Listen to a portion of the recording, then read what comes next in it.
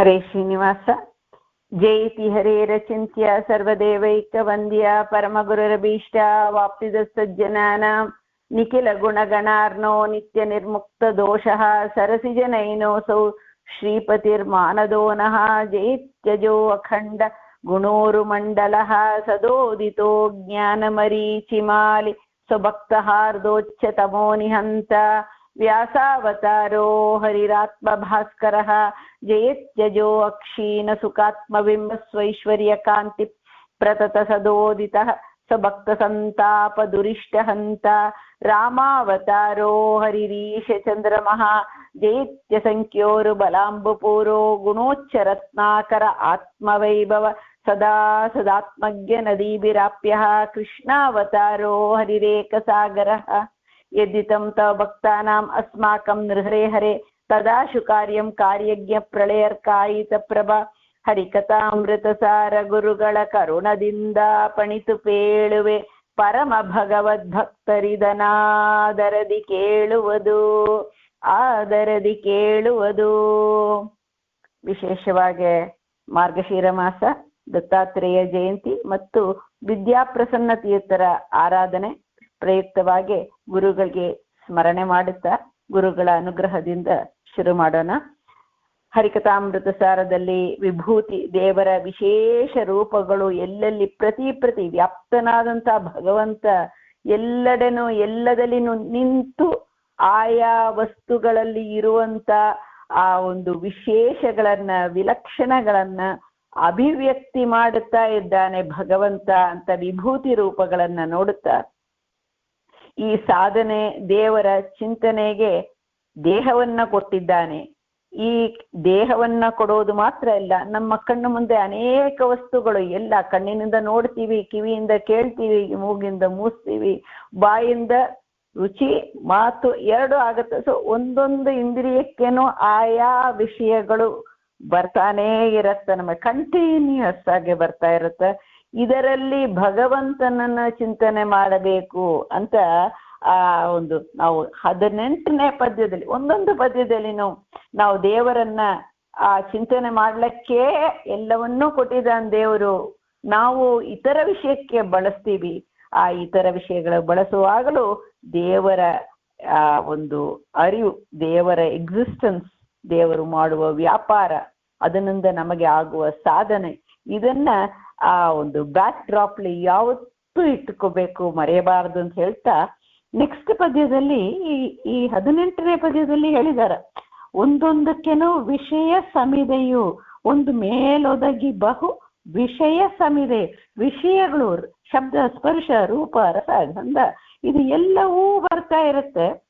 ಬಂದಾಗ ಅದು ಏನಾಗತ್ತೆ, ಆ ಒಂದೊಂದು ಅದಕ್ಕೆ ಕರೆಸ್ಪಾಂಡಿಂಗ್ ಆ ಒಂದೊಂದು ಓಪನಿಂಗ್ಸ್, ದೇಹದಲ್ಲಿ ನವದ್ವಾರ ಅಂತ ಹೇಳ್ತಾರೆ, 9 ದ್ವಾರ ಇರುವಂತ ಪಟ್ಟಣ ಅಂತಾನು ಇದಕ್ಕೆ ಹೇಳ್ತಾರೆ.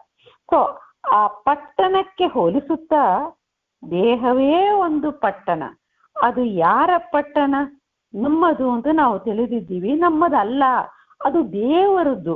ದೇವರು ಕೊಟ್ಟು ದೇವರು ನಮ್ಮನ್ನ ಈ ಪಟ್ಟಣಕ್ಕೆ ಕರ್ಕೊಂಡು ಬಂದು ಈ ಪಟ್ಟಣ ದ್ವಾರ ಇದರಲ್ಲಿ ಇರುವಂತ ನವದ್ವಾರದ ಮೂಲಕವಾಗಿ ಎಲ್ಲವನ್ನೂ ಅನುಭವಿಸುತ್ತಾ ಅದಕ್ಕೆ ದೇವರು ಕೊಟ್ಟಿದ್ದಾನೆ ಎಂಬುವ ಸ್ಮರಣೆಯಿಂದ ಮಾಡಬೇಕು ಅಂತ ಅದನ್ನ ತಿಳಿಸ್ಲಿಕ್ಕೆ ಈ 19ನೇ ಪದ್ಯ.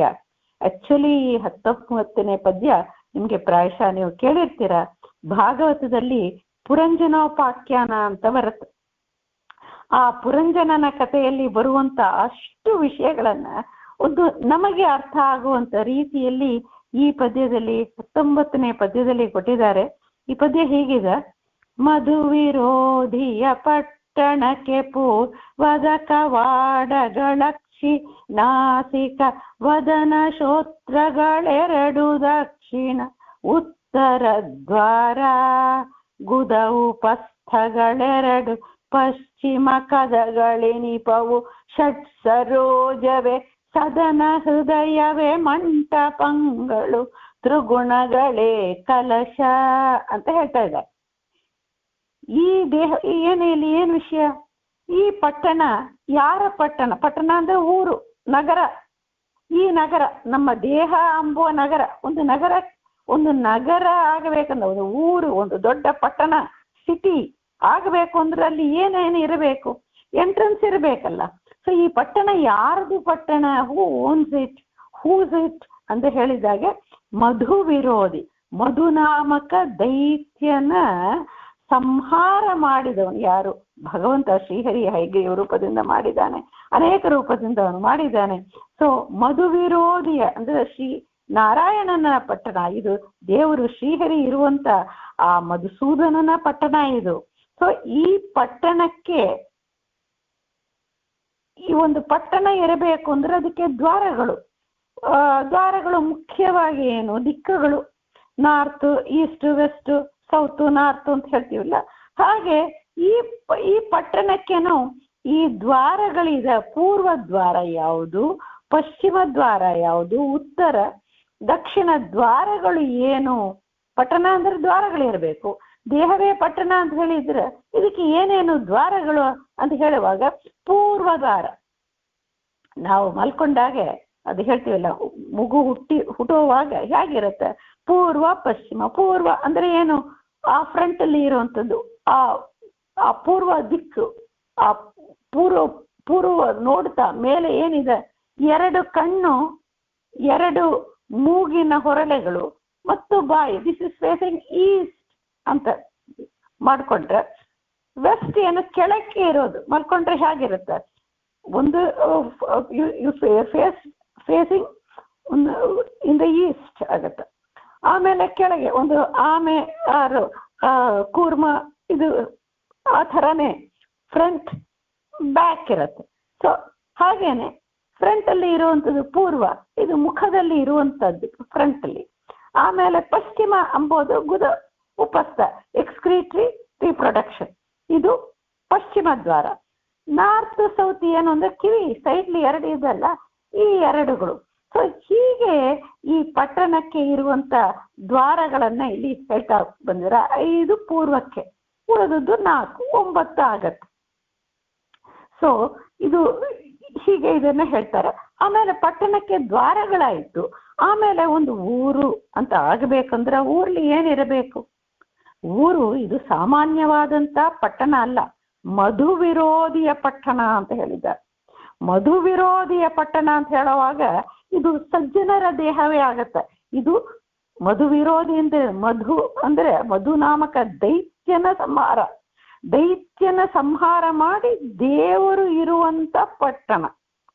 ಅಂದ್ರೆ ಸಜ್ಜನರು, ಸಾಧನೆ ಮಾಡುವಂತ ಒಳ್ಳೆ ಜೀವಿಗಳು, ಸುಜೀವಿಗಳು, ಅವರ ದೇಹವನ್ನೇ ತಗೊಂಡಿದ್ದಾರೆ. ಅದೇ ನಮಗೆ ಮುಖ್ಯವಾಗಿ, ನಾವು ಸುಜೀವಿಗಳು ಆ ಸಾಧನೆ ಮಾಡಬೇಕು. ಸೊ ನಮಗೆ ಇದನ್ನೇ ಹೇಳ್ತಾರೆ, ಉಳಿದ ದೇಹಗಳ ಬಗ್ಗೆ ಹೇಳ್ತಾ ಇಲ್ಲ, ನಮ್ಮ ದೇಹ.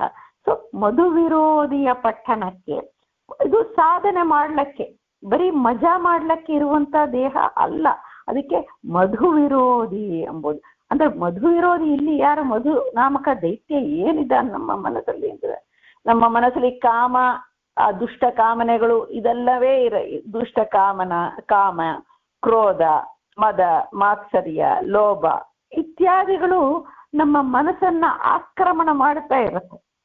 ಅದು ಇರುವಂತ ಜಾಗ ಇಲ್ಲ. ಅದನ್ನ ಸಂಹಾರ ಮಾಡುವ ಶಕ್ತಿ ಸಾಕ್ಷಾತ್ ಪರಮಾತ್ಮನಿಗೆ ಇದೆ.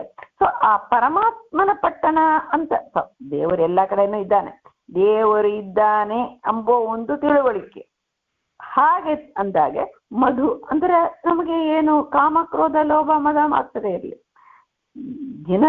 ನಿತ್ಯ ನಮಗೆ ಬರುವಂತ ಆ ಒಂದು ವಿಷಯ ಸುಖ, ಆ ಹೊರಗೆ ಇರುವಂತ ವಿಷಯ, ಅದೇ ರುಚಿಕರ, ಅದೇ ಮಧು ಅಂತ ವಿಷಯದ ಕಡೆನೆ ನಾವು ಹೋಗ್ತಾ ಇರ್ತೀವಿ. ಇದನ್ನು ಅಟ್ಲೀಸ್ಟ್ ಕೆಲವು ಸಮಯದಲ್ಲಿ ನಾವು ಭಗವಂತನ ಆ ಇಂದ್ರಿಯಗಳು, ಅದು ಉಪನಿಷತ್ತಲ್ಲಿ ನೀವು ಕೇಳಿರ್ತೀರ, ಎಲ್ಲವೂ ಹೊರಗೇನೇ ಹೋಗುತ್ತ. ಕಣ್ಣು ಹೊರಗೆ, ಮೂಗು ಎಲ್ಲ ಹೊರಗೆ ವಿಷಯಕ್ಕೆ ಹೋಗುತ್ತ. ಆ ಕುದುರೆಗಳನ್ನ ತಿರುಗಿಸಬೇಕು, ಒಳಗೆ ನೋಡುವಂತೆ ಮಾಡಬೇಕು. ಯು ಹ್ಯಾವ್ ಟು ಫೇಸ್, ಅಂತರ್ಮುಖಿ ಆಗಬೇಕು. ಒಳಗೆ ಅಂದ್ರೆ ಅಂತರ್ಮುಖಿ ಅಂದ್ರೆ ಏನು? ಇದು ಯಾರು ಮಾಡ್ತಾ ಇದ್ದಾರೆ? ಇದು ಯಾಕೆ ಆಗ್ತಾ ಇದೆ? ಏನು? What is the purpose? ದೇವರು ಕೊಟ್ಟ ಬುದ್ಧಿಯನ್ನ ಬಳಸಿ ಇದಕ್ಕೆ ಕಾರಣೀಭೂತನಾದವನು ಯಾರು? ಯಾಕೆ ಇದು ಆಗ್ತಾ ಇದೆ? ಈ ಚಿಂತನೆ ಹೂ ಆಮಾಯಿ ಅಂತೆಲ್ಲ ಹೇಳ್ತಾರಲ್ಲ, ಆ ಚಿಂತನೆಯನ್ನ ಬಳಸಬೇಕು. ಅದಾಗಬೇಕಂದ್ರೆ ಹೇಗೆ ಪಾಸಿಬಲ್? ಇದು ಮಧು ವಿರೋಧಿಯ ಮಧುನಾಮಕ ಈ ದೈತ್ಯ ಸಂಹಾರ ಅಂದ್ರೆ ಇದು ಒಂದು ರೀತಿ. ಅನದರ್ ವೇ ಇಸ್, ನಮ್ಮ ದೇಹದಲ್ಲಿ ನಮಗೆ ನೋಡಿ ಕೆಲವೊಮ್ಮೆ ನಮ್ಮ ಮನಸ್ಸು ಆ ಒಂದು ಕ್ರೂರವಾಗಿ ಆ ಒಂದು ದುಷ್ಟ ಕಾಮನೆಗಳು ಇದೆಲ್ಲ ಬರುತ್ತೆ. ಆಮೇಲೆ ಕೆಲವೊಮ್ಮೆ ದೇವರು ಕಾರುಣ್ಯ ಇದು ನಮಗೆ ಬರುತ್ತೆ ಒಂದೇ ದಿವಸದಲ್ಲಿ. ಬಿಸಿ ಅಂದ್ರೆ ಏನಾಗುತ್ತೆ, ನಮ್ಮ ದೇಹದಲ್ಲೇ ದೇವತೆಗಳು ಇದ್ದಾರೆ, ದೈತ್ಯರೂ ಇದ್ದಾರೆ. ಇವರ ಮೂಲಕವಾಗಿ ನಮ್ಮ ಕರ್ಮಕ್ಕೆ ಅನುಗುಣವಾಗಿ ದೇವರು ದೇವತೆಗಳ ದ್ವಾರ ಪ್ರೇರಣೆಯನ್ನು ಮಾಡ್ತಾರಂತ ಗೊತ್ತಾಗತ್ತೆ. ಸೊ ಇಲ್ಲಿ ಮಧು ವಿರೋಧಿ ಅಂತ ಹೇಳುವ ಮೂಲಕವಾಗಿ ಇದು ಒಂದು ಪ್ರಾರ್ಥನೆಯನ್ನು ಮಾಡ್ಕೊಳ್ತಾರೆ. ನಮ್ಮ ಪರವಾಗಿ ದಾಸರು ಮಾಡ್ತಾ ಇದ್ದಾರೆ. ಇದನ್ನ ಈ ಪದ್ಯಗಳನ್ನ, ಈ ಹರಿಕಥಾಮೃತ ಸಾರವನ್ನ ಯಾರು ಓದ್ತಾರೋ, ಯಾರು ಕೇಳ್ತಾರೋ ಅವರ ದೇಹ ಮಧು ವಿರೋಧಿ ಅಂದ್ರೆ ಸಾಕ್ಷಾತ್ ಭಗವಂತ ನೀನು ಬಂದು ಇಲ್ಲಿ ನೆಲೆಸು, ಆವಾಗಲೇ ಇದು ಸಾಧ್ಯ ಆಗತ್ತೆ. ನಮ್ಮಿಂದ ಅಸಾಧ್ಯ, ಅದು ಕಂಟ್ರೋಲಿಂಗ್ ದ ಮೈಂಡ್ ಅಸಾಧ್ಯ. ಅದಕ್ಕೆ ದೇವರನ್ನ ಗುರುಗಳು ಅಂದ್ರೆ ಹಾಗೇ ಇರಬೇಕು. ಗುರುಗಳು ಅಂದ್ರೆ ಸ್ವಾರ್ಥಿ ಅಲ್ಲ, ನಮಗಾಗೆ ಪ್ರಾರ್ಥನೆ ಮಾಡುವರು. ಸೊ ಮಧು ವಿರೋಧಿಯ ಪಟ್ಟಣ ಆಗಲಿ. ಸೊ ಈ ಪಟ್ಟಣಕ್ಕೆ ಅದಕ್ಕೆ ಮಧು ವಿರೋಧಿಯ ಪಟ್ಟಣ. ಸೊ ಫಸ್ಟ್ ಏನು ಬರಬೇಕು? ದೇವರ ಪಟ್ಟಣ ಅಂದ್ರೆ ನಮಗೆ ಇದು ನಮ್ಮ ದೇಹ ತಾನೆ ಅಂತ ಬರುತ್ತೆ. ನಮ್ಮ ದೇಹ ಇದು ಹಾಗೆ ಹೇಳ್ತೀವಿ, ವ್ಯವಹಾರ ಹಾಗೆ. ಸೊ ನಮ್ಮ ದೇಹ ಯಾಕೆ ನಾವು ದೇವರದ್ದು ಅಂತ ತರಬೇಕು ಅಂದ್ರೆ ಆನ್ಸರ್ ಇಸ್, ನಮ್ಮ ದೇಹ ಅಂದ್ರೆ ಡಿಡ್ ವಿ ಕ್ರಿಯೇಟ್ ದಿಸ್? ಈ ಕಣ್ಣು ಇಲ್ಲಿ ಇರಬೇಕು, ಮೂಗು ಹೀಗಿರಬೇಕು, ಕಿವಿ ಹೀಗಿರಬೇಕು, ಮನಸ್ಸು ಹೀಗಿರಬೇಕು, ಇಲ್ಲಿ ಇರಬೇಕು, 5 ಬೆರಳು ಇಲ್ಲಿ ಇರಬೇಕು, ಈ ಕಡೆ ಇರಬೇಕು. Did we create? What is our role in ನಮ್ಮ ದೇಹದಲ್ಲಿ ನಿರ್ಮಾಣ? Did we do that? We didn't do that. ಅಲ್ಲರೇ ನಾವು ಮಾಡಿಲ್ಲ, ಆದ್ರೆ ನಮ್ಮ ಕರ್ಮ ನಮ್ಮದೇ. ಹಿಂದೆ ನಾವು ಮಾಡಿದ ಕರ್ಮ, ಒಳ್ಳೆ ಕರ್ಮ ಏನೋ ಇದ್ದಿರ್ಬೇಕು, ಫಲವಿದು ಬಾಳ್ದುದಕ್ಕೆ ಅಂತ ಹೇಳ್ತಾರೆ. ಮನುಷ್ಯ ದೇಹ ಬರಬೇಕು ಅಂದ್ರೆ ನೀವು ಏನೋ ಒಂದು ಪುಣ್ಯ ಮಾಡಿರ್ಬೇಕಲ್ಲವ. ಆ ಪುಣ್ಯ ಎಂಬುದಕ್ಕೆ ಅದೃಷ್ಟ ಅಂತ ಹೇಳ್ತಾರೆ. ಕಣ್ಣಿಗೆ ಕಾಣೋದಿಲ್ಲ ನಾವು ಮಾಡುವಂತ ಪುಣ್ಯ ಪಾಪ ಯಾವುದು ಕಣ್ಣಿಗೆ ಕಾಣೋದಿಲ್ಲ, ಅದೃಷ್ಟ ಅಲ್ಲ, ಅದು ಅದೃಷ್ಟ ಅಂತ ಹೇಳ್ತಾರೆ ಶಾಸ್ತ್ರದಲ್ಲಿ. ಸೊ ಈ ನಾವು ಮಾಡಿದ ಕರ್ಮಕ್ಕೆ ಅನುಗುಣವಾಗಿ, ಹೇಗೆ ನಾವು ಆಫೀಸ್ಲಿ ಕೆಲಸ ಮಾಡಿದ್ರೆ ಸಂಬಳ ಕೊಡ್ತಾರ, ನಾವು ದುಡಿದಿದ್ದೀವಿ ನಮಗೆ ಸಂಬಳ ಕೊಡ್ತಾರ. ಹಾಗೇನೆ ಕರ್ಮ ಮಾಡಿದ್ದೀವಿ ನಾವು ಹಿಂದೆ, ಅದಕ್ಕೆ ದೇವರು ಈ ದೇಹವನ್ನ ಕೊಟ್ಟಿದ್ದಾನೆ. ಸೊ ಯಾಕೆ ಇದು ನಮ್ಮದು ಅಂತ ಹೇಳಬಾರದು? ಅಂದ್ರೆ ಬರೀ ಕರ್ಮ ಮಾಡಿದ್ದೀವಿ, ಅದರಿಂದ ಏನೋ ಒಂದು ಪುಣ್ಯ ಅದೃಷ್ಟ ಹುಟ್ಟಿತ್ತು, ಅದೆಲ್ಲವೂ ಜಡದಿಂದ ಏನು ಮಾಡ್ಲಿಕ್ಕೆ ಸಾಧ್ಯ ಆಗತ್ತೆ? ದೇವರ ರೋಲ್ ಇಲ್ಲದೆ ದೇವರು ಅದನ್ನು ಚೆನ್ನಾಗಿ ಆರಿಸಿ ನಾವು ಮಾಡುವಂತ ಅನೇಕ ಪಾಪಗಳೆಲ್ಲ ಕ್ಷಮೆ ಮಾಡಿ, ನಮ್ಮ ಮೂಲಕವಾಗ ಪ್ರೇರಣೆ ಕೊಟ್ಟು ಅದನ್ನ ಕ್ಷಮೆ ಮಾಡಿ, ಉಳಿದು ಚೂರು ಸತ್ತು ಏನೋ ಒಂದು ಹುಡುಕಿ ಏನೋ ಒಂದು ಚಿಕ್ಕ ಸಣ್ಣ ಪುಟ್ಟ ಇರೋದನ್ನ ದೊಡ್ಡದಾಗಿ ಬಳಸಿ ಅನಂತ ಮಡಿ ಮಾಡಿ ಕೊಡುವ ಅಂತ ಬರುತ್ತೆ. ಹಾಗೆ ಮಾಡಿ ಈ ದೇಹವನ್ನ ಹೀಗೆ ನಿರ್ಮಾಣ ಮಾಡಿ ಕೊಟ್ಟಿದ್ದಾನೆ. ಸೊ ದೇವರು ಕೊಟ್ಟದ್ದು ಇಟ್ಟದ್ದು, ದೇವರು ಈ ದೇಹವನ್ನ ಮಾಡಿ ಕರ್ಮವೇ ಮಾಡೋದಿಲ್ಲ, ನಮ್ಮ ಪುಣ್ಯ ಆಟೋಮ್ಯಾಟಿಕ್ ಆಗಿ ಆಗೋದಿಲ್ಲ, ದೇವರು ಮಾಡಿಸಬೇಕು. ಆ ಕಾಲದಲ್ಲಿ ದೇವರು ಮಾಡಿಸೋದು ಮಾತ್ರ ಅಲ್ಲ, ಅವನೇ ಬಂದಿರ್ತಾನೆ. ಹುಟ್ಟೋವಾಗ ಜನಿತೋ ವಿಷ್ಣು, ಅವನೇ ಹುಟ್ಟುತ್ತಾನೆ. ಅದಕ್ಕೆ ನಾಮಕರಣ ಮಾಡ್ತಾರೆ, ದೇವರ ಹೆಸರು ಇರ್ತಾರೆ. ಸೊ ನಮ್ಮನ್ನ ತಂದು, ದೇವತೆಗಳನ್ನ ತಂದು, ಕಿವಿ ಕಣ್ಣು ಒಂದೊಂದು ಇಂದ್ರಿಯಗಳು ಹೇಗೆ ಫಂಕ್ಷನ್ ಆಗಬೇಕು ಎಲ್ಲವನ್ನು ಮಾಡಿ ಅದನ್ನ ನಿಯಮನ ಮಾಡ್ತಾನೆ. ಸೊ ಈ ದೇಹ ಅವನದ್ದು, ಅವನು ಕೊಟ್ಟದ್ದು, ಅವನು ಇರುವಂತ ಮನೆ. ನಾವು ಇದ್ದೀವಿ. ನಾವು ದಿವಸ ಒಂದು ರಥೋತ್ಸವದಲ್ಲಿ ರಥೋತ್ಸವದ ಅನೇಕರು ರಥದಲ್ಲಿ ಇರ್ತಾರೆ. ಅದು ರಥದಲ್ಲಿ ಅವರ ಬರ್ತಾರೆ, ದೇವರನ್ನೇ ಇಡೋದು, ಇವರೂ ಬಂದಿದ್ದಾರೆ ಅಷ್ಟೇ. ಸೊ ಹಾಗೇನೆ ನಾವು ಈ ದೇಹದಲ್ಲಿ ಇದ್ದೀವಿ, ನಮ್ಮದು ಎಂಬೋ ಒಂದು ಭ್ರಾಂತಿಯಿಂದ ನಾವು ಇದ್ದೀವಿ. ಇದು ದೇವರದ್ದು ಅಂತ ನೆನಪು ಬರಬೇಕು. ಅದಕ್ಕೆ ಮಧು ವಿರೋಧಿಯ ಪಟ್ಟಣ ಅಂತ ಇದಕ್ಕೆ ಹೇಳ್ತಾರೆ. ಈ ಪಟ್ಟಣಕ್ಕೆ ದ್ವಾರಗಳು, ಯಾಕೆ ದ್ವಾರಗಳು? ಹಿಂದೆ ಬಂದಿದಲ್ಲ, ವಿಷಯಗಳು ಬರುತ್ತ ಅಂತ, ರೂಪ ಆ ವಸ್ತು ನಮ್ಮ ಕಣ್ಣ ಮುಂದೆ ಇರುವಂತ ವಸ್ತು ನಮಗೆ ಕಾಣಬೇಕು ಅಂದ್ರೆ ಆ ರೂಪದ ಗ್ರಹಣ ಈ ದ್ವಾರ ಕಣ್ಣು ಮುಚ್ಕೊಂಡಾಗ ಏನಾದ್ರು ಬರುತ್ತಾ? ಇಲ್ಲ. ಕಣ್ಣಿಲ್ಲದೆ ಇದ್ರೆ, ಕಣ್ಣು ಕಾಣದೇ ಇದ್ರೆ ಬರುತ್ತಾ? ಇಲ್ಲ. ಹೊರಗೆ ಕತ್ತಲೆ ಇದ್ರೆ ಬರುತ್ತಾ? ಇಲ್ಲ. ಹೊರಗೇನೂ ಬೆಳಕು ಬೇಕು. ಬೆಳಕಿದ್ದು ಆ ವಸ್ತು ಆ ಒಂದು ನಮ್ಮ ವಿಸಿನಿಟಿಯಲ್ಲಿ ಇದ್ದಾಗ ಅದರಿಂದ ಬರುವಂತ ರೂಪದ ಕಣ್ಣು ಮೂಲಕವಾಗಿ ಇಟ್ ಎಂಟರ್ಸ್ ಅಲ್ವಾ? ಹಾಗೇನೆ ಒಂದೊಂದು ಅದನ್ನೇ ಈ ಪಟ್ಟಣದ ದ್ವಾರ ವಿಷಯಗಳು ಬರುತ್ತೆ, ಆ ಪದಾರ್ಥ ಬರುತ್ತೆ. ಆ ರೂಪ ಅಂಬೋ ಪದಾರ್ಥ ಅನೇಕ ರೂಪಗಳು, ವಿಚಿತ್ರ ರೂಪಗಳು, ಅದು ಎಲ್ಲವೂ ಆ ಪದಾರ್ಥಗಳು, ಆ ಒಂದು ದೇಹಕ್ಕೆ ಬರುವಂತ ಆ ಪದಾರ್ಥಗಳು ತರ ಆ ರೂಪ ಅಂಬೋ ಆ ವಿಷಯ ಈ ಕಣ್ಣಿನ ಮೂಲಕವಾಗಿ ಬರುತ್ತೆ. ಅದನ್ನೇ ಹೇಳ್ತಾ ಇದ್ದಾರೆ. ಮಧು ವಿರೋಧಿಯ ಪಟ್ಟಣಕ್ಕೆ ಪೂರ್ವದ ಕವಾಟ ಅಂದ್ರೆ ಡೋರ್, ದ್ವಾರ. ಏನು? ಅಕ್ಷಿ ನಾಸಿಕ. ಅಕ್ಷಿ ಕಣ್ಣು ಎರಡು ಕಣ್ಣುಗಳು, ನಾಸಿ ಒಂದು ಮೂಗು, ಇದನ್ನು ಹೊರಳೆಗಳು ಎರಡು. ಸೊ ಅಕ್ಷಿ ನಾಸಿಕ ವದನ ಎಷ್ಟಾಯ್ತು? 5 ಆಯ್ತು. 2 ಕಣ್ಣು, 2 ಮೂಗಿನ ಹೊರಳೆ, 1 ಬಾಯಿ. ದೀಸ್ ಆರ್ ಪೂರ್ವ ದಿಕ್ಕಲ್ಲಿ ಇರುವಂತ ಡೋರ್ಸ್, ಈ ದ್ವಾರಗಳು ಅಂತ ಹೇಳ್ತಾ ಇದ್ದಾರೆ.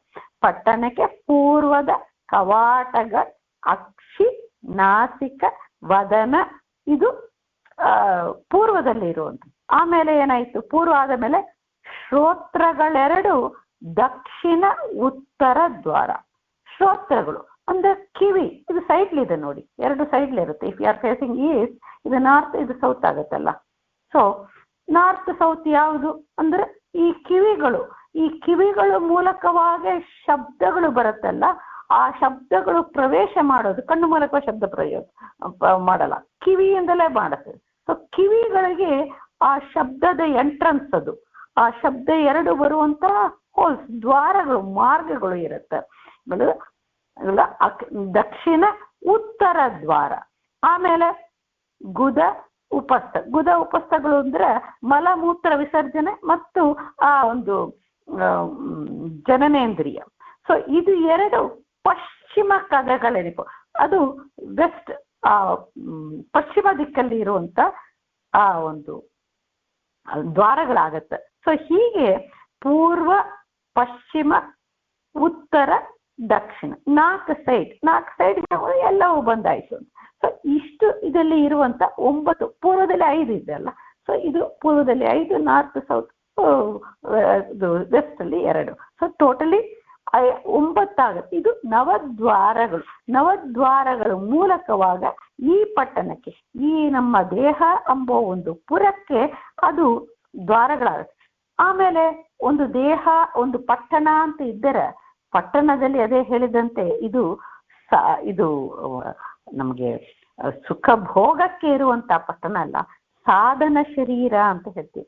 ಸಾಧನ ಶರೀರ ಅಂದ್ರೆ ಏನು? ಆ ಊರು ಒಳ್ಳೆ ಏನಿದೆ, ದೇವಸ್ಥಾನ ಇರಬೇಕು, ದೇವರ ಮಂದಿರಗಳು, ಸದನಗಳೇ ಇರಬೇಕು. ಸೊ ಈ ಪಟ್ಟಣದಲ್ಲಿ ಎಲ್ಲಿ ಇದ್ದಾರೆ? ದೇವರೆಲ್ಲ ಕಡೆನೂ ಇದ್ದಾನೆ. ಅದೇ ದೇವರಿದ್ದರೂ ನಾವು ಏನ್ ಹೇಳ್ತೀವಿ? ಆ ಒಂದು ಮಠಕ್ಕೆ ಹೋಗ್ತೀವಿ, ಅಲ್ಲಿ ಸನ್ನಿಧಾನ ವಿಶೇಷ ಅಂತ ಹೇಳ್ತೀವಿ. ಹಾಗೇನೆ ಈ ಪಟ್ಟಣದಲ್ಲಿನೂ ದೇವರೆಲ್ಲ ಕಡೆ ಇದ್ದಾನೆ ಅಂತ ತಿಳುವಳಿಕೆ ಇರೋದು ಒಂದು. ಆದರೆ ಇನ್ನೊಂದು ವಿಶೇಷವಾಗಿ ಅವನು ಸನ್ನಿಧಾನ ಎಲ್ಲಿ ಇಟ್ಟಿದ್ದಾನೆ ಈ ದೇಹದಲ್ಲಿ ಅಂದ್ರೆ ಷಟ್ ಸರೋಜಗಳು ಅಂತ ಹೇಳ್ತಾರೆ. ಪಶ್ಚಿಮ ಕದಗಳೆಂಬ ಷಟ್ ಸರೋಜಗಳು, ಕಮಲಗಳು ಅಂತ. ಏನು ಕಮಲಗಳಿದೆಯಾ ನಮ್ಮ ದೇಹದಲ್ಲಿ? ಎಲ್ಲಿನೂ ನಮ್ಗೆ ಬಂದಿಲ್ಲವೇ? ನಾವು ಸೈನ್ಸ್ ಓದ್ತೀವಿ, ಅಲ್ಲಿ ಏನು ಕಮಲಗಳಿದೆ ಅಂತ ಯಾರು ಉಲ್ಲೇಖ ಮಾಡಿಲ್ಲ. ಅಂದ್ರೆ ಇದು ತೇಜೋಮಯವಾದಂತ ಕಮಲಗಳು ಅಂತ, ಇದು ಕಣ್ಣಿಗೆ ಕಾಣೋದಿಲ್ಲ ಅಂತ. ನಮ್ಮ ದೇಹದಲ್ಲಿ ಇದು ನಮ್ಗೆ ನಾಡಿ ಪ್ರಕರಣ ಸಂಧಿಯಲ್ಲಿ ಮುಂದೆ ಬರುತ್ತೆ. ಇಲ್ಲಿ ಏನ್ ಹೇಳ್ತಾ ಇದ್ದಾರೆ ಅಂದ್ರೆ ನಾಡಿಗಳು ಅಂದ್ರೆ ನರಗಳು, ಆ ನರುಸಲ್ಲ, ಅದು ನರುಸು ಒಳಗೆ ಇರುವಂತ ಒಂದು ತೇಜೋಮಯವಾದಂತ ಒಂದು ಸ್ಟ್ರಕ್ಚರ್, ಸ್ಟ್ರೈಟ್ ಆಗಿ ಹೋಗುವಂಥದ್ದು. ಅಲ್ಲಿ ಬಂದು ನಮ್ಗೆ ಚಕ್ರಗಳಿದೆ, ಅನೇಕ ಚಕ್ರಗಳಿದೆ, ಅನೇಕ ಕಮಲಗಳಿದೆ.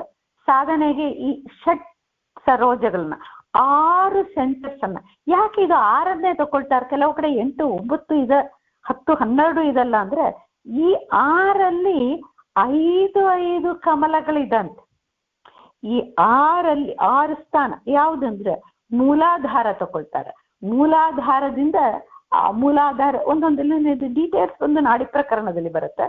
ಆ ಮೂಲಾಧಾರ ಮತ್ತು ಈ ನಾಭಿಯನ್ನು ತಗೋ, ಮೂಲಾಧಾರ, ನಾಭಿ ಮತ್ತು ಹೃದಯ, ಆಮೇಲೆ ಆ ಕಿರುನಾಲಿಗೆ ಮತ್ತು ಕಣ್ಣಿನ ಹುಬ್ಬು, ಆಜ್ಞಾಚಕ್ರ ಅಂತೀವಿ, ಆ ಕಣ್ಣಿನ ಹುಬ್ಬುಗಳಿದೆಲ್ಲ ಅಲ್ಲಿ ಒಂದು.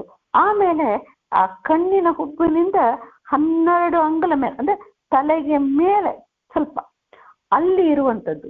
ಸೊ ಹೀಗೆ 6 ಸೆಂಟರ್ಸ್ ಇರೋದು. ಇಲ್ಲಿ ವಿಶೇಷ ಏನು ಅಂದ್ರೆ ಅಲ್ಲಿ ಆ ಒಂದು ನಾಡಿ ಮೇನ್ ಆಗ ಸುಷುಮ್ನಾ ನಾಡಿ ಅಂತ ಹೋಗುತ್ತೆ. ಆ ಸುಷುಮ್ನಾ ನಾಡಿ ಎಂಬುದಕ್ಕೆ ಈ ನಾಡಿ ಹೇಗಾಗಿದೆ ಅಂದ್ರೆ 5ರಿಂದ ಕೂಡಿರುವಂತ ಒಂದೇ ನಾಡಿ ಅದು. So basically it has 4 directions ಹೀಗೆ ಕಾಂಟ್ಯಾಕ್ಟ್, ಒಂದು ಸೆಂಟರ್, ಇದೆಲ್ಲವೂ ಸೇರಿ ಸುಷುಮ್ನಾ ಅಂತ. ಸೊ 5ರಿಂದ ಬೆರೆತಿರುವಂತ ಈ ನಾಡಿಗಳಲ್ಲಿ ಈ ಒಂದೊಂದು ಸೆಂಟರ್ಲಿನೂ ಒಂದು ಕಮಲಗಳಿದಂತೆ. ಆ ಕಮಲಕ್ಕೆ ಒಂದೊಂದು ಕಮಲಕ್ಕೆ ಬಣ್ಣ ಹೇಳ್ತಾರೆ, ಆ ಬಣ್ಣ, ದಳಗಳು, ಇದೆಲ್ಲ ಆಲ್ ಡೀಟೇಲ್ಸ್ ನಮ್ಗೆ ನಾಡಿ ಪ್ರಕರಣದಲ್ಲಿ ಬಂದಿದೆ. ಇಲ್ಲಿ ಇಷ್ಟು ತಿಳಿದ್ರೆ ಸಾಕು. ಈ 6ರಲ್ಲಿ ಭಗವಂತ ನಿಂತಿದ್ದಾನೆ. ಇದು ಏನು ಒಂದು ಊರಲ್ಲಿ ಇರುವಂತದ್ದು ಒಂದೇ ದೇವಸ್ಥಾನ ಇರಲ್ಲ. ಒಂದು ಊರು ಅಂದ್ರೆ ಯು ಹ್ಯಾವ್ ಡಿಫ್ರೆಂಟ್ ಪ್ಲೇಸಸ್, ಒಂದೊಂದು ಸಬಬ್ಸ್ ಇರುತ್ತೆ. ಅಲ್ಲಿ ಒಂದೊಂದು ಕಡೆನೂ ಒಂದೊಂದು ದೇವಸ್ಥಾನ ಇರುತ್ತೆ. ಒಂದೊಂದು ಇಲ್ಲಿ 6 ದೇವಸ್ಥಾನಗಳಿದೆ ಅಂತ ಇದನ್ನೇ ಹೇಳ್ತಾರೆ. ಅದೇ ಷಟ್ ಸರೋಜವೇ ಸದನ ಅಂದ್ರೆ ಆ ಒಂದು ದೇವಸ್ಥಾನಗಳು, 6 ದೇವಸ್ಥಾನಗಳು ಇದೆ ಅಂತ ಒಂದೊಂದು ಹೇಳ್ತಾರೆ. ಕೆಳಗೆ ಇರುವಂತದ್ದಕ್ಕೆ ಫಾರ್ ಎಕ್ಸಾಂಪಲ್ ಆ ಮೂಲಾಧಾರದು ಅದು ಪ್ರದ್ಯುಮ್ನನ ದೇವಸ್ಥಾನ, ನಾಭಿಯಲ್ಲಿ ಇರೋದು ಅನಿರುದ್ಧನ ದೇವಸ್ಥಾನ, ಹೃದಯದಲ್ಲಿ ಇರೋದು ವಾಸುದೇವನ ದೇವಸ್ಥಾನ, ಆಮೇಲೆ ಆ ಕುತ್ತಿಗೆಗೆ ಸ್ವಲ್ಪ ಮೇಲೆ ತಾಳು ಅಂತ ಹೇಳ್ತಾರೆ, ಕಿರುನಾಲಿಗೆ ಅಂತ ಹೇಳ್ತೀವಿ ನಾವು, ಸಂಕಷ್ಟನ ದೇವಸ್ಥಾನ, ಆಜ್ಞಾಚಕ್ರದಲ್ಲಿ ಇರೋದು ನಾರಾಯಣನ ದೇವಸ್ಥಾನ, ಆಮೇಲೆ ತಲೆಗೆ ಮೇಲೆ ಇರೋದು ವಾಸುದೇವನ ದೇವಸ್ಥಾನ ಅಂತ. ಈ ದೇವಸ್ಥಾನ 6ರಲ್ಲಿ ನೀವು ಧನ್ವಂತರಿ ಇದು ಎಲ್ಲ ನಾವು ನೋಡ್ತೀವಿ. ಈ 6ರಲ್ಲಿನೂ ಧನ್ವಂತರಿ ರೂಪದಿಂದ ಭಗವಂತ ನೆಲೆಸಿದ್ದಾನಂತ. ಯಾಕೆ ಅಂದ್ರೆ ಈ ದೇಹವನ್ನ ಅಂದ್ರೆ ಎಲ್ಲ ದೇಹದಲ್ಲಿ ಇದ್ರೂ ನಾವು ಅದನ್ನ ಚಿಂತನೆ ಮಾಡಿದ್ದಾಗ ಆ ಅಮೃತ ವೃಷ್ಟಿಯನ್ನ ಸುರಿಸ್ತಾ ಈ ದೇಹವನ್ನ ಜೋಪಾನವಾಗಿ ಸಾಧನೆಗೆ ಅನುಕೂಲವಾಗಿ ಇಟ್ಟುಕೊಳ್ತಾನಂತ ಧನ್ವಂತರಿ ಮಂತ್ರದಲ್ಲಿನೂ ಇದನ್ನ ಹೇಳ್ತಾರೆ. ಸೊ ಇಲ್ಲಿ ವಿಶೇಷ ಈ ದೇವಸ್ಥಾನಗಳಲ್ಲಿ, ಈ 6 ದೇವಸ್ಥಾನಗಳಲ್ಲಿ ವಿಶೇಷವಾಗಿ ಧನ್ವಂತರಿ ರೂಪದಿಂದ ನಮಗೆ ಅಮೃತವನ್ನು, ಅಮೃತ ಅಂದ್ರೆ ಏನು, ಬೇಸಿಕಲಿ ನಮ್ಗೆ ದೇಹ ಆರೋಗ್ಯ, ದೇಹ ಮಾತ್ರ ಆರೋಗ್ಯ ಇಲ್ಲ, ಮನಸ್ಸಿನ ಆರೋಗ್ಯ. ಮನಸ್ಸಿನ ಆರೋಗ್ಯ ಅಂದ್ರೆ ಒಳ್ಳೆ ಮನಸ್ಸು ಅಂದ್ರೆ ದೇವರಲ್ಲಿ ಮನಸ್ಸಿಡುವಂತೆ ಮಾಡುತ್ತಾನ ಅವನು. ಸೊ ಹೀಗೆ ಇವನು ನಿಂತಿದ್ದಾನೆ. ಅದೇ ಷಟ್ ಸರೋಜವೇ ಸದನ.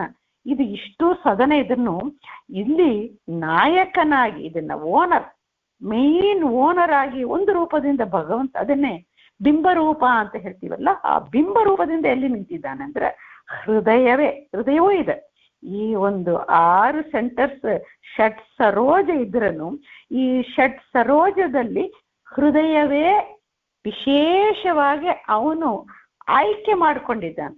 ಹೃದಯದಲ್ಲಿ ಅದೇ ನಾವು ಹೇಳ್ತೇವೆ ಹೃದಯ ಮಂಟಪ ಅಂತ ಹೇಳ್ತೇವೆ. ಹೃದಯದಲ್ಲಿ ನವರತ್ನ ಮಂಟಪ ಅಂತೆಲ್ಲ ಕಲ್ಪನೆ ಮಾಡ್ತೇವೆ. ಹೃದಯ ಮೇನ್ ಸೆಂಟರ್, ಹೃದಯ ಅಂದ್ರೆ ಸೆಂಟರ್, ಆ ಕೇಂದ್ರವಾಗಿ ಮಾಡಿ ಅಲ್ಲಿಂದ ಒಂದು ರೂಪದ ಎಲ್ಲವೂ ದೇವರೇ ವಿಶೇಷವಾಗಿ ಇಲ್ಲಿ ನಿಂತು ಹೃದಯವೇ ಅಲ್ಲೇ ಅವನ ಮಂಟಪ, ರತ್ನ ಮಂಟಪ ಅಲ್ಲೇ ಇದೆ ಅಂತ ಹೇಳಿ ಮಂಟಪ. ಸೊ ಹೃದಯವೇ ಮಂಟಪ. ಮಂಟಪ ಇದೆಲ್ಲ ಇದ್ರೆ ಕಲಶ ಬೇಕಲ್ಲ, ಕಲಶ ಮಂಗಳಕರವಾದ ಕಲಶ ಅಂದ್ರೆ ಎಲ್ಲ ಕೂಡಿ ಇರುವಂಥದ್ದು ಮಂಗಳಕರವಾದಂತ ಕಲಶ. ಈ ಕಲಶಗಳು ಏನು, ಕಲಶ ಇಲ್ಲದೆ ಇರತ್ತಾ? ಎಲ್ಲಿ ಹೋದನ್ನು ಮೇಲೆ ಕಲಶ ಇಡ್ತಾರಲ್ಲ, ಕಲಶ ನಾವು ಪೂಜೆ ಏನು ಪೂಜೆ ಮಾಡಿ ಕಲಶ ಇಲ್ಲದೆ ಪೂಜೆ ಎಂಬುದೇ ಇಲ್ಲ. ಕಲಶ ಇಟ್ಟೇ ನಾವು ಪೂಜೆಗಳನ್ನ ಮಾಡಬೇಕು.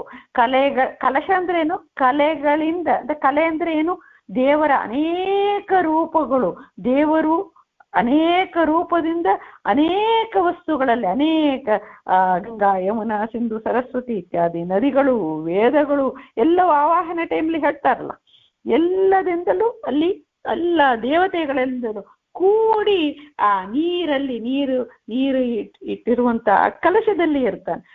ಈ ದೇಹದಲ್ಲಿ ಏನು ಕಲಶ ಅಂದ್ರೆ ಹೇಳ್ತಾರೆ ತ್ರಿಗುಣಗಳೇ ಕಲಶ. 3 ಗುಣಗಳು ಸತ್ವ ರಜ ತಮಸ್ ಅಂದ್ರೆ ನಮ್ಗೆ ಡೌಟ್ ಬರುತ್ತೆ, ಈ ಸತ್ವಗುಣ ಬೇಕಾದ್ದು, ರಜಸ್ಸು ತಮಸ್ಸು ಅದು ಹೇಗೆ ಕಲಶ ಆಗತ್ತೆ, ಅದು ಅಮಂಗಳ ಅಲ್ಲವಾ ಅಂತ ಹೇಳಿದ್ರೆ ಇಲ್ಲ. ಸತ್ವಗುಣ ರಜೋಗುಣ ಅಂದ್ರೆ ಆ ಜಡವಾಗಿರುವಂತ ಸತ್ವ, ಅದಕ್ಕೆ ಸ್ಥೂಲ ಅಂತನೂ ಕರಿತೀವಿ. ಜಡವಾದ ಸತ್ವಗುಣ, ಜಡವಾದ ರಜೋಗುಣ, ಜಡವಾದ ತಮೋಗುಣ, ಇದೆಲ್ಲ ಇದು 3 ಬೇಕಾದೆ. ಯಾಕೆಂದ್ರೆ ಸತ್ವಗುಣ ಎಂಬುದು ಜ್ಞಾನವನ್ನ ಉಂಟು ಮಾಡುತ್ತೆ. ನಮ್ಮ ಇಂದ್ರಿಯಗಳಲ್ಲಿ ಮನಸ್ಸಲ್ಲಿ ನಿಂತು ಜ್ಞಾನ, ಆ ಒಳ್ಳೆಯವರಲ್ಲಿ ಹೇಗಿರುತ್ತೆ, ಒಳ್ಳೆ ರೀತಿಯಾದ ಜ್ಞಾನ ಉಂಟು ಮಾಡುತ್ತೆ. ಕೆಟ್ಟವರಲ್ಲಿ, ಕೆಟ್ಟವರು ಅಂದ್ರೆ ಏನು, ಲೌಕಿಕ ಜ್ಞಾನವೇ ಅವರಿಗೆ ಬರುತ್ತೆ. ದೇವರು ಚಿಂತೆ ಎಷ್ಟೋ ಚಂದಾಗೆ ಅವರು ಒಂದು ಜೀನಿಯಸ್ ನೊಬೆಲ್ ಲಾರೆಟ್ ಇರ್ಬೋದು, ಆದ್ರೆ ಅವರಿಗೆ ದೇವರ ಬಗ್ಗೆ ಬರಲ್ಲ, ದೇವರ ಬಗ್ಗೆ ಅವರು ಬರಲ್ಲ, ಅವರು ಫೀಲ್ಡ್ ಅಲ್ಲಿ ಅವರು ಇರ್ತಾರೆ. ಸೊ ಹಾಗಿರುತ್ತೆ. ರಜೋ ತಮಸ್ಸಿರೋರಿಗೆ ಎಲ್ಲ ವಿಪರೀತವಾಗಿ ಬರುತ್ತೆ. ಅದು ಎಲ್ಲವೂ ಜ್ಞಾನವೇ, ಒಳ್ಳೆ ಜ್ಞಾನ, ದೇವರ ಬಗ್ಗೆ ಇರುವಂತ ಜ್ಞಾನ, ಲೌಕಿಕ ಜ್ಞಾನ, ಇನ್ನೊಂದು ದೇವರನ್ನ ವಿರೋಧಿಸುವ ಜ್ಞಾನ. ಇದು 3 ಜ್ಞಾನವೇ ಆಗತ್ತೆ. ಇವಾಗ ನಾವು ಮಧು ವಿರೋಧಿಯ ಪಟ್ಟಣ ಅಂದ್ರೆ ಸಜ್ಜನರ ಪಟ್ಟಣದಲ್ಲಿ ಹಾಗಿರುತ್ತೆ. ಆ ಸತ್ವಗುಣ ಎಂಬುದು ದೇವರ ವಿಷಯದ ಬಗ್ಗೆ, ದೇವರು ಈಶ, ನಾನು ದಾಸ, ಈ ರೀತಿಯಾದ ಜ್ಞಾನವನ್ನ ಕೊಡುತ್ತೆ. ಅದಕ್ಕೆ ಅದು ಮಂಗಳಕರವಾದಂತ ಕಲಶ. ರಜೋಗುಣ ಏನು ಮಾಡುತ್ತೆ, ರಜೋಗುಣ ಸಾತ್ವಿಕರಲ್ಲಿ ರಜೋಗುಣ ಏನ್ ಮಾಡುತ್ತೆ, ಕರ್ಮವನ್ನ ಮಾಡಿಸಂದ್ರೆ ಆ ಒಂದು ಕೆಲಸಗಳು, ದೇವರ ಪೂಜೆ ಮಾಡುವಾಗ ದೇವರ ಚಿಂತನೆಯಿಂದ ದೇವರ ಪೂಜೆ, ದೇವರ ಥಾಟ್ನಿಂದ ಆ ಶಾಸ್ತ್ರದಲ್ಲಿ ಹೇಳಿರುವಂತ ಕರ್ಮಗಳು, ಅಥವಾ ನಮ್ಮ ಜೀವನೋಪಾಯಕ್ಕೆ ನಾವು ಕರ್ಮ ಮಾಡುವಾಗಲೂ ದೇವರ ನೆನಪು ಬರಬೇಕು. ಇದು ಮಾಡಿದಾಗ ಅದು ಮಂಗಳಕರವೇ ಆಗತ್ತೆ. ದೇವರ ನೆನಪು ಬರ್ಬೇಕು, ದೇವರ ನೆನಪು ದೇವರು ಮಾಡಿಸ್ತಾನಂತ ಆ ಕರ್ಮ ಮಾಡೋದು ಅದೇ ದೇವರ ಪೂಜೆ ಆಗ್ಬಿಡತ್ತೆ. ತಮೋಗುಣ ಹೇಗೆ ಆಗತ್ತೆ ಅಂದ್ರೆ ಅದು ಸಾತ್ವಿಕರಲ್ಲಿ, ಮಧು ವಿರೋಧಿಯ ಪಟ್ಟಣಕ್ಕೆ ಅಂತ ಹೇಳುವಾಗ ಸಜ್ಜನರಲ್ಲಿ ಸಾತ್ವಿಕ. ತಮೋಗುಣ ಹೇಗಾಗತ್ತೆ, ನಮಗೆ ಆಗತ್ತಲ್ಲ, ಏಕಾದಶಿ ಬಂದಾಗ ಏನೋ ವ್ರತ ಚಾತುರ್ಮಾಸ ಅವಾಗಲೂ ಒಮ್ಮೆ ಮಾಡ್ತೀವಲ್ಲ, ಮಾಡೋವಾಗ ಹೊಟ್ಟೆಯಲ್ಲಿ ಹಸಿವೆ ವಾಂತಿ ಬರುತ್ತೆ, ಇನ್ನೊಂದು ಬರುತ್ತೆ, ತಿರುಪತಿಗೆ ಹೋಗ್ತೀವಿ, ಅಲ್ಲಿ ಆ ಟ್ರಾವೆಲ್ ಆಗಲ್ಲ, ಇನ್ನೊಂದಾಗಲ್ಲ, ದೇಹಕ್ಕೆ ಪೀಡ, ದೇಹಕ್ಕೆ ನೋವು, ರೋಗ ರುಜಿನ ಇದು ಬಂದಾಗೆ ಇದು ದೇವರು ನಾನು ಮಾಡಿದ ಕರ್ಮಕ್ಕನುಗುಣವಾಗಿ ದೇವರು ನನಗೆ ಇವಾಗ ಶಿಕ್ಷೆ ಕೊಡ್ತಾ ಇದ್ದಾನೆ, ದೇವ ನನ್ನನ್ನು ಕ್ಷಮೆ ಮಾಡು ಅಂಬೋ ಒಂದು ಪ್ರಜ್ಞೆ ಇದ್ರೆ ಆ ಪಾಪ ಪರಿಹಾರ ಆಗಿ ತದ್ವಾರ ನಮಗೆ ತತ್ವಜ್ಞಾನ ಬರುತ್ತೆ. ಸೊ ಇದು ದೇಹಕ್ಕೆ ಬರುವಂತ ರೋಗ ರುಜಿನಗಳು, ಅಂಗಹೀನ ಇತ್ಯಾದಿ ಏನು ಕುಂದು ಕೊರತೆ ಏನೇನು ಎಷ್ಟೋ ಇರುತ್ತಲ್ಲ, ಎಷ್ಟೋ ಡಿಸೀಸಸ್ ಇರುತ್ತೆ, ಏನೇನೋ ಇರುತ್ತೆ, ಬಂದಾಗಲೂ ಇದು ನನ್ನ ಕರ್ಮದಿಂದ ಬಂದಿದೆ, ಇದು ಮೂಲಕವಾಗಿ ದೇವರು ನನಗೆ ತಿಳಿಸ್ತಾ ಇದ್ದಾನೆ, ದೇವರೇ ಕ್ಷಮೆ ಮಾಡು, ಈ ತರ ಬುದ್ಧಿ ಬಂದ್ರೆ ತಮೋಗುಣ ಅಂದ್ರೆ ದೇಹಕ್ಕೆ ಬರುವಂತ ಪೀಡೆಗಳು, ದೇಹಕ್ಕೆ ಬರುವಂತ ನೋವುಗಳು, ಇದನ್ನ ಸರಿಯಾಗಿ ತಿಳ್ಕೊಂಡಿದ್ದು ಉಪನಿಷತ್ಕಾರರು ಹೇಳ್ತಾರೆ. ಬೃಹದಾರಣ್ಯಕ ಉಪನಿಷತ್ ಇತ್ಯಾದಿಗಳಲ್ಲಿ ಹೇಳ್ತಾರೆ, ಇದೇ ಒಂದು ದೊಡ್ಡ ತಪಸ್ಸು ಅಂತ ಹೇಳ್ತಾರೆ. ಮಾಡೋದು ದೇವರ ಚಿಂತನೆ ಬಂದಾಗ, ಯಾಕಪ್ಪ ನನಗೇ ರೋಗ ಬರುತ್ತೆ ಅಂತ ಹೇಳಿದ್ರೆ ಅದು ಪಾಪಕ್ಕೆ ಕಾರಣ ಆಗತ್ತೆ. ಅದೇ we don't deserve it, others should have it, not me ಅಂತ ಹೇಳಿ, we don't even know what kind of ಕರ್ಮ ವಿ ಡಿಡ್ ಅಂಡ್ ವಾಟ್ ಕರ್ಮ ದೇ ಡಿಡ್. ಅವ್ರಿಗೆ ಯಾವಾಗ ಬರುತ್ತೋ ಬಂದಿದೆಯೋ ನಮಗೆ ಗೊತ್ತಿಲ್ಲ.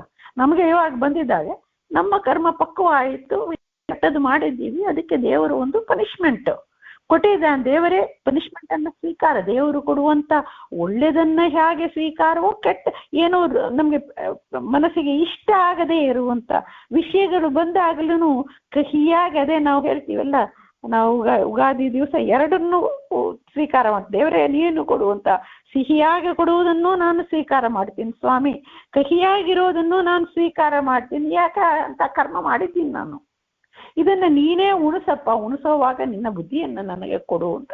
ಹಾಗೆ ನಾವು ತಕೊಂಡಾಗ ರೋಗ ಇದು ತುಂಬಾ ಕಷ್ಟ. ಇದನ್ನು when we recover at least we should feel and ಈ ತರ ಏನೋ ತಪ್ಪ, ಏನೋ ದೇವರ ನಿನ್ನನ್ನು ಬೊಯ್ದು ಬಿಟ್ಟೆ, ಮೇ ಬಿ ನಾನು ಪಾಪದಿಂದ ನೀನೇ ಮಾಡಿಸಿದೆ, ಹೀಗೆ ಯು ಕ್ಯಾನ್ ಆಲ್ವೇಸ್. ಸೊ ಅದಕ್ಕೆ ದೇವರನ್ನ ಕರುಣಾಳು ಅಂತ ಹೇಳೋದು. even we do something wrong, realizing it is wrong and seeking is forgiveness. So ಹಾಗೆ ಮಾಡಿದ್ರೆ ಈ 3 ಗುಣಗಳು ಇವಾಗ ಏನಾಯ್ತು, ಕಲಶಪ್ರಾಯವಾಗಾಯ್ತು, ಪೂರ್ಣ ಕುಂಭ ಥರ ಆಯಿತು. ಸೊ ಹೀಗೆ ನೀವು ಚಿಂತನೆ ಮಾಡಿ ಅಂತ ಇಲ್ಲಿ ಹೇಳ್ತಾರಂಬಲ್ಲಿ. ಕೃಷ್ಣಾರ್ಪಣಮಸ್ತು. ಹರೇ ಶ್ರೀನಿವಾಸ. ಅಜಿತ್ ಅವರೇ, ಅಮರ್ ಅವರೇ, ಅರವಿಂದ್ ಅವರೇ, ತುಂಬ ಧನ್ಯವಾದಗಳು.